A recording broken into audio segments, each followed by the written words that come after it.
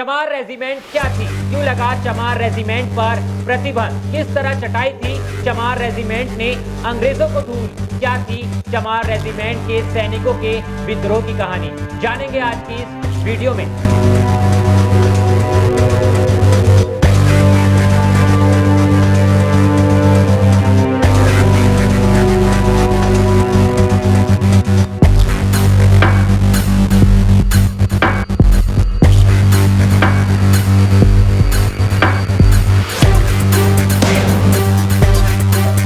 नमस्कार दोस्तों, मैं हूं आपके साथ ऋषभ चौहान। चमार रेजिमेंट और महार सैनिकों की भीमराव कोरेगांव की लड़ाई के बीच एक बड़ा फर्क यह है कि जहां महार अंग्रेजों की ओर से लड़ रहे थे, वहीं चमार रेजिमेंट ने आजाद हिंद फौज के लिए अंग्रेजों से विद्रोह कर दिया था। अंग्रेजों ने चमार रेजिमेंट के लड़ाकों का इस्तेमाल सबसे शक्तिशाली मानी जाने वाली जापानी सेना से लड़ने के लिए किया था, लेकिन जब उन्होंने इस सैनिकों को INA से लड़ने का आदेश दिया तो उन्होंने बगावत का रास्ता अपनाना बेहतर समझा। दलित समाज के लोग इस रेजिमेंट की लंबे वक्त से बहाली की मांग कर रहे हैं, लेकिन उनकी आवाज कहीं दबकर रह जाती है। दलितों की बहादुरी का जो नमूना महारों ने 200 साल पहले दिखाया था, उसे चमार रेजिमेंट में भी देखा जा सकता था। चमार रेजिमेंट पर रिसर्च कर रहे सतनाम सिंह के मुताबिक दूसरे विश्व युद्ध के समय अंग्रेजों सरकार ने यह रेजिमेंट बनाई थी, जो 1943 से 1946 यानी सिर्फ 3 साल ही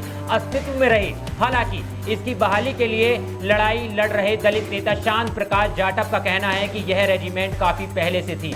चमार रेजिमेंट और उनके बहादुर सैनिकों के विद्रोह की कहानी उन्हीं की जवानी नामक किताब के लेखक सतनाम सिंह बताते हैं कि कोहिमा में चमार रेजिमेंट ने अंग्रेजों की ओर से 1944 में जापानियों के खिलाफ लड़ाई लड़ी। यह इतिहास की सबसे खूंखार लड़ाइयों में से एक थी। उस वक्त दुनिया की सबसे ताकतवर सेना जापान की मानी गई थी। जापान को हराने के लिए अंग्रेजों ने इसका इस्तेमाल किया। कोहिमा के मोर्चे पर इस रेजिमेंट ने सबसे बहादुरी से लड़ाई लड़ी, इसलिए इसे बैटल ऑफ कोहिमा अवार्ड से नवाजा गया था। अब जान लीजिए कि चमार रेजिमेंट थी तो उसे खत्म क्यों किया गया। एक वक्त ऐसा आया जब अंग्रेजों ने चमार रेजिमेंट को प्रतिबंधित कर दिया था। अंग्रेजों ने इसे आजाद हिंद फौज से मुकाबला करने के लिए सिंगापुर भेजा। रेजिमेंट का नेतृत्व कैप्टन मोहनलाल कुरील कर रहे थे। कैप्टन कुरील ने देखा कि अंग्रेज चमार रेजिमेंट के सैनिकों के हाथों अपने ही देशवासियों को मरवा रहे हैं। इसके बाद उन्होंने इसको INA में शामिल कर अंग्रेजों के खिलाफ युद्ध करने का निर्णय लिया। तब अंग्रेजों ने 1946 में इस पर प्रतिबंध लगा दिया था। अंग्रेजों से युद्ध के दौरान चमार रेजिमेंट के सैकड़ों सैनिकों ने अपने प्राणों की आहुति दी। कुछ म्यांमार व थाईलैंड के जंगलों में भटक गए। जो पकड़े गए उन्हें मौत के घाट उतार दिया गया। कैप्टन मोहनलाल कुरील को भी युद्ध बंदी बना लिया गया, जिन्हें आजादी के बाद रिहा किया गया। वह 1952 में उन्नाव की सफीरपुरा विधानसभा से विधायक भी रहे। लेकिन अब जान लीजिए, क्या बहाल हो पाएगी चमार रेजिमेंट? शांत प्रकाश जाटव के मुताबिक आजादी के बाद से ही चमार रेजिमेंट बहाल किए जाने की आवाज कई बार उठाई गई, लेकिन आवाज दबकर रह गई। दलित इस रेजिमेंट को बहाल करने के लिए कई राज्यों से प्रदर्शन कर चुके हैं। अब इसके लिए कानूनी लड़ाई लड़ी जा रही है। इसे लेकर पिछले दिनों राष्ट्रीय अनुसूचित जाति आयोग ने संज्ञान लिया था। आयोग के तत्कालीन सदस्य ईश्वर सिंह ने रक्षा सचिव को नोटिस जारी किया था, जिसमें पूछा गया था कि आखिर इस रेजिमेंट को किन कारणों से बंद किया गया।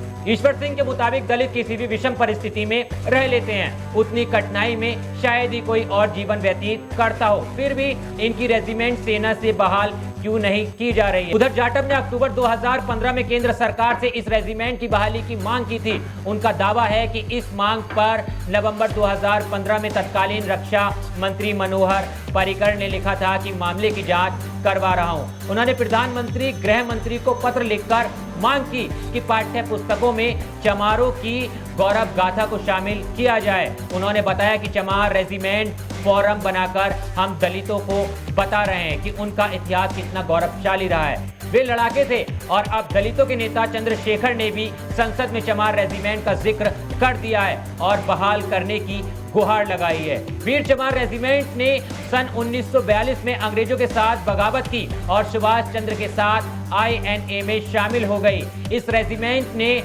अंग्रेजों के खिलाफ युद्ध कर उनके दांत खट्टे कर दिए और देश में विद्रोह की लहर उठी। इसके साथ ही अंग्रेजों को देश छोड़ने का फैसला लेना पड़ा। उसी दौरान अंग्रेजों ने सुभाष चंद्र बोस को वार क्रिमिनल घोषित करने के साथ ही इस रेजिमेंट पर प्रतिबंध लगा दिया। 30 दिसंबर 1943 को नेताजी सुभाष चंद्र बोस ने अंडमान निकोबार को अंग्रेजों से आजाद कराया था। इसमें चमार रेजिमेंट का भी सहयोग था। इसके जिन सैनिकों को बागी घोषित कर अंग्रेजों ने 1943 में जेलों में बंद कर यातनाएं दी, उन सभी को सैनिक बोर्ड द्वारा सूचीबद्ध करके स्वतंत्रता सेनानी का दर्जा दिया जाए। इस समय सेना में Maratha light infantry, Rajputana rifles, Rajput regiment, Jat regiment, Sikh regiment, Dogra regiment, Naga regiment, Gorkha regiment हैं, लेकिन चमार रेजिमेंट नहीं है। और अब चमार रेजिमेंट को बहाल करने की मांग की जा रही है, जिसका मुद्दा संसद में दलितों के नेता चंद्रशेखर आजाद ने भी